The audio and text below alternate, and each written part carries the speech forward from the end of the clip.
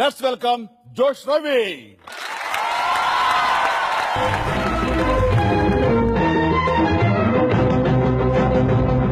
చిరంజీవా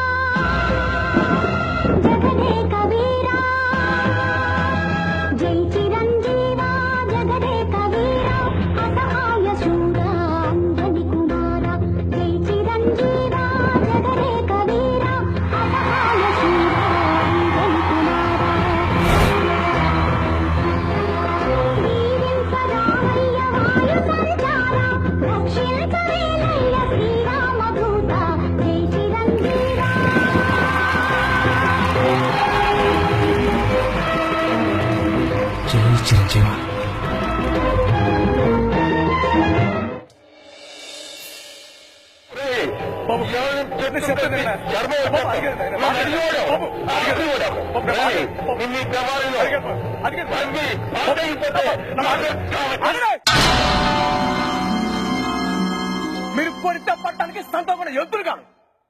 కట్టబడి పని చేస్తాను, చేసే పని కూలి ఎత్తున్నారు. నన్ను పవర్ తవి పాతేస్తున్నారా? నేను తలుసుకుంటే మీ పవర్ మీ శ్రమ వెళ్తాను, మీ శ్రమ ఒలి చేయగలను. కాకపోతే తర్వాత మీ వాళ్ళు వస్తారు, నన్ను కొట్టి చంపేస్తారు. మా వాళ్ళు పేదోళ్ళు కాబట్టి మీ డబ్బుకి హోదాకి భయపడి అలా గేటు గుమ్మ దాటిరా. నా శవాన్ని బయటెత్తే మోసుకుపోతారు. కేసు ఉండదు. నేను మీ మీద తిరగబడితే జరిగే కథ ఇది బాబు. వస్తానండి ఇన్నాళ్ళు కూరెట్టు.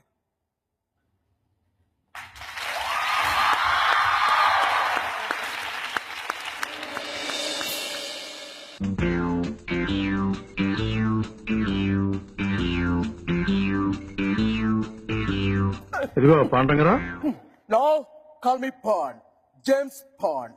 సర్లేవయ్యా, నన్ను ఎందుకు అర్జెంట్ గా పిలిపించావు? గురూజీ మిత భాష అనవసరంగా ఎక్కువ మాట్లాడు. కరెక్ట్. అనవసరమైన చోట అధిక ప్రసంగం చేయను. అవసరమైన చోట అణుబాంబు దగ్గర నుంచి అవకాయ దాకా అనర్గళంగా మాట్లాడగలను. కొన్ని అవసరమైన సందర్భాలు అనవసరంగాను, కొన్ని అనవసరమైన సందర్భాలు అవసరంగాను కనిపిస్తుంటాయి. ఏది అవసరమైందో ఏది అనవసరమైందో, అంటే దేనికి అవసరం ఉందో దేనికి అవసరం లేదు సూక్ష్మ బుద్ధితో గ్రహించి అవసరమైన చోట అవసరమైన ప్రసంగం చేస్తాను తప్ప అనవసరమైన ప్రసంగం చేయను. మిత భాషని కదా. ప్రొసీడ్.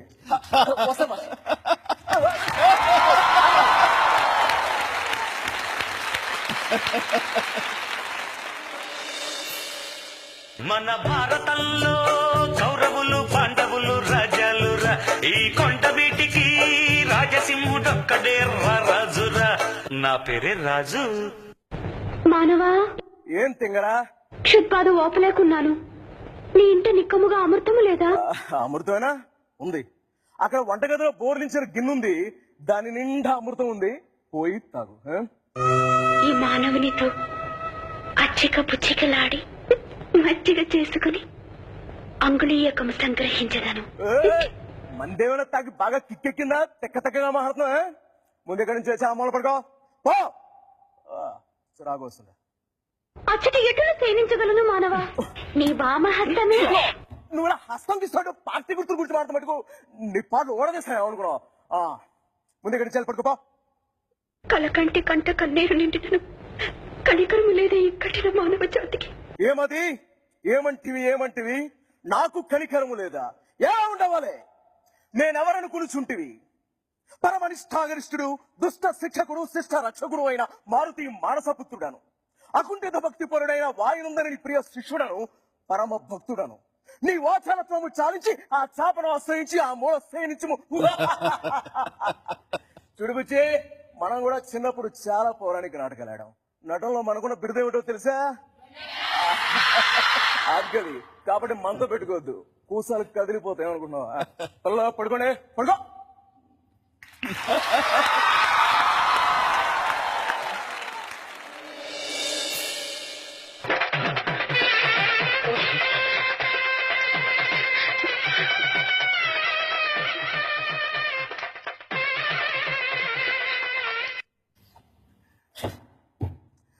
మహేశ్వరుడు, పరమేశ్వరుడు, లోకరక్షకుడు, ఇవన్నీ నీ పేర్లేగా. ఒక్క మంచి పని కూడా చేయలేని వాడివి నీకెందుకైనా మంచి పేరు? ఎందుకైనా పూజలో పురస్కారాలు? ఎందుకైనా గుళ్ళు గోపురాలు? చెప్పు చెప్పు, మాట్లాడు. ఎందుకంటే నువ్వు తప్పు చేసావు కాబట్టి. అసలు నువ్వు అంటూ ఉంటే కదా తప్పు చేయడానికైనా ఒప్పు చేయడానికైనా. నువ్వు ఉన్నావు అనుకోవడం మా పిచ్చి, మా ఎర్రి, మా భ్రమ. వద్దు, నువ్వు మా వచ్చి ఉండడానికి వెళ్ళలేదు, నువ్వు మా వచ్చి ఉండడానికి వెళ్ళలేదు. ఈ గోదాట్లో కలిసిపో, ఈ గోదాట్లో కరిగిపో. పో.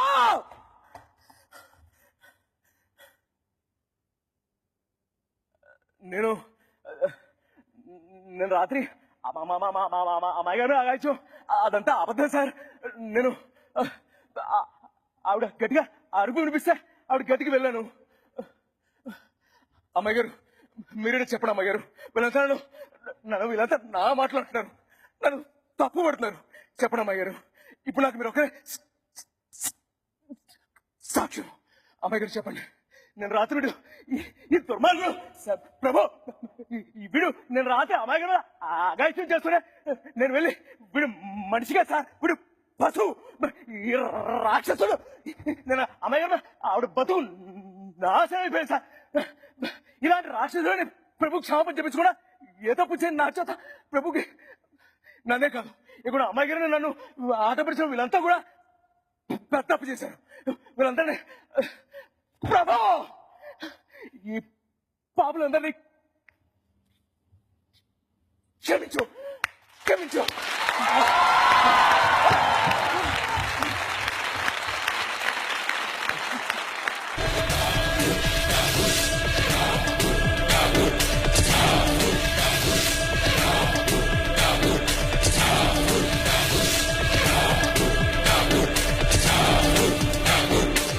యువర్ ఆనర్, ముద్దాయి ఇష్యూని సైడ్ ట్రాక్ చేస్తున్నాడు. విషయం మీదాగా వచ్చేసరికి సైడ్ ట్రాక్ అయిందా? ఇదే మెయిన్ ట్రాక్. ప్రస్తుత సొసైటీలో వస్తున్న మెయిన్ ప్రాబ్లం లంచం. అదే నా ఆవేదన, సగటు భారతీయుడు ఆవేదన. ఇండియా జనాభా 105 కోట్లు, అమెరికా జనాభా 28 కోట్లు. 28 కోట్ల ఒక బిల్గేట్స్ పుడితే 105 కోట్ల ఎంతమంది పుట్టాలి సార్? కానీ ఒక్కడు కూడా పుట్టలేదు, కారణం లంచం. మన దేశంలో సైంటిస్టుల ప్రయోగాల వెలుగు చూడాలంటే లంచం, మేధావుల మేధస్సు మన దేశానికి ఉపయోగపడాలంటే లంచం.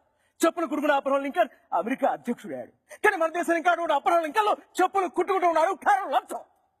మన దేశంలో అడుగున లంచం, అణువున లంచం, ఇల్లు కట్టడానికి లంచం, కరెంటు ఇవ్వడానికి లంచం, కరెంటు తీసుకోవడం ఉండడానికి లంచం, రేషన్ కార్డుకు లంచం, రేషన్ తీసుకోవడానికి లంచం, రైతులకు రుణాలు ఇవ్వాలంటే లంచం, ఆ రుణాలు కట్టడం ప్లస్ ఆశలు నిలుపుకోవాలంటే లంచం, హాస్పిటల్లో బెడ్కి లంచం, పడుకునే బెడ్కి లంచం, తినే బెడ్కి లంచం, ఆడపడుచు ఆపరేషన్ కూడా సుఖంగా ప్రసవించాలంటే లంచం, బర్త్ సర్టిఫికెట్ లంచం, డెత్ సర్టిఫికెట్ లంచం, మనిషి పుట్టిన దగ్గర నుంచి చచ్చేదాకా లంచం లంచం లంచం. అగ్గిపెట్టెల దగ్గర నుంచి రైలు పెట్టెల దాకా అవినీతి నడుస్తుంటే ఇక బతుకు బండిని ఏ పట్టాల మీద నడపాలి సార్? వీళ్ళంతా లంచాలు ఇవ్వగలరా? ఇవ్వలేరు. అవును సార్, మన దేశంలో లంచం లేకుండా ఏ ఒక్క పని సవ్యంగా జరగదు. ఒక రిక్షా వాడికి పోయాం, పోలీస్ అంటే పగటిపూట లైట్ లేదని రిక్షా ఆపేస్తాడేమో అని. ఒక లారీ వాడికి పోయాం, ఆర్టీఓ అంటే పరిమిడి ఉన్నా లేదని లారీని రోడ్డు కడగా నిలిపేస్తాడేమో అని. పిల్లలు కన్నా తల్లిదండ్రులకు భయం, కాన్వెంట్ చదువుతుంటే ఎల్కేజీ సరికి ఎంత డబ్బు మించేస్తారు. రిటైర్ అయిన వాడికి భయం, పెన్షన్ తీసుకోవాలంటే నువ్వు బతికే ఉన్నావు సర్టిఫికేట్ అడుగుతారని. ఒక రిక్షా వాడు, కూలీ, ఆటో డ్రైవర్ వీళ్ళంతా రోజు సంపాదించే సంపాదనలు సగం లంచగొండే తినేస్తే పెళ్ళాం బిడ్డలు ఏమని పోషిస్తారు సార్?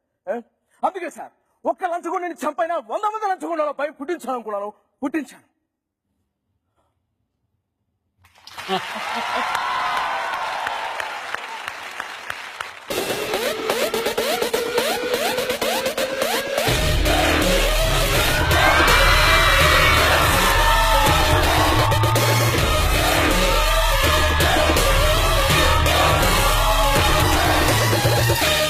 కష్టం వస్తుందో కార్పొరేట్ సిస్టమ్ వస్తుందో రమణావు. నలుగురిని కొడితే హీరో అయిపోతావా? ఏంట్రా నీ పొగరు? పొగరు నా ఒంట్లో ఉంటది, హీరోయిజం నా ఇంట్లో ఉంటది. చూస్తారా? Waiting after a small gap, boss is back.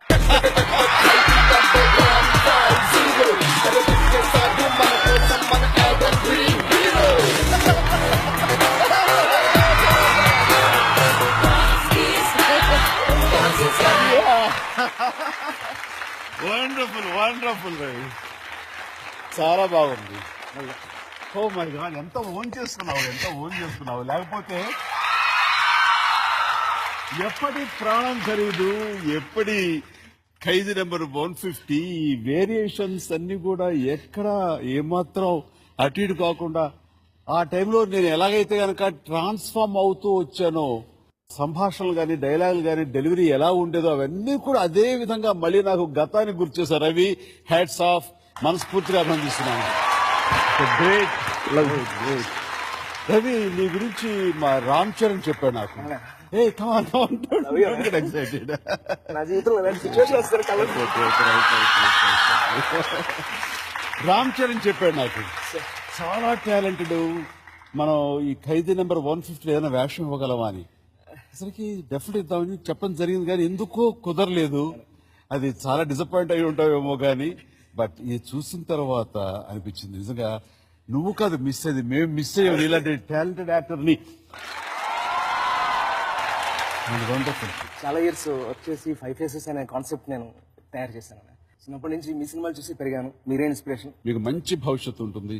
మీలాంటి టాలెంటెడ్ యాక్టర్స్ ఇండస్ట్రీ ఎప్పటికైనా సరే గుర్తిస్తుంది. గుర్తించేలాగా మీరు కష్టపడుతున్నారు. టైం రావాలంతే. ఇంత చక్కగా ఆలోచించినందుకు ఏమి ఇవ్వాలో. మా అమ్మగారు మీకు పెద్ద ఫ్యాన్. ఆవిడ ఓకే.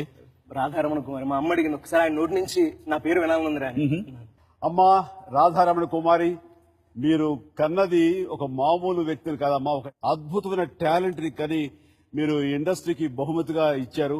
ఇంకా ఇప్పుడు రవి ఉంది, భవిష్యత్తులో రవిని ఇంకా హైట్స్ లో చూస్తాము. మీతో పాటు మేము అందరూ కూడా గర్వపడే స్థాయికి రవి చేరుకుంటారని మనస్ఫూర్తిగా కోరుకుంటున్నాను.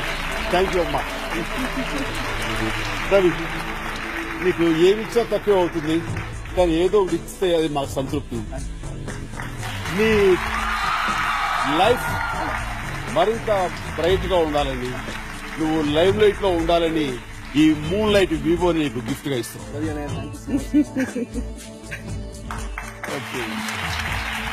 Right, thank you so much. బాగా ఆలోచించాము. ఫోటో మోగింది, మాకు కూడా సమయం అయిపోయింది. మమ్మల్ని అందరినీ ఆనందింపజేశావు నీ టాలెంట్ తోటి. మీకు థ్యాంక్స్ చెప్తున్నాం. Please go.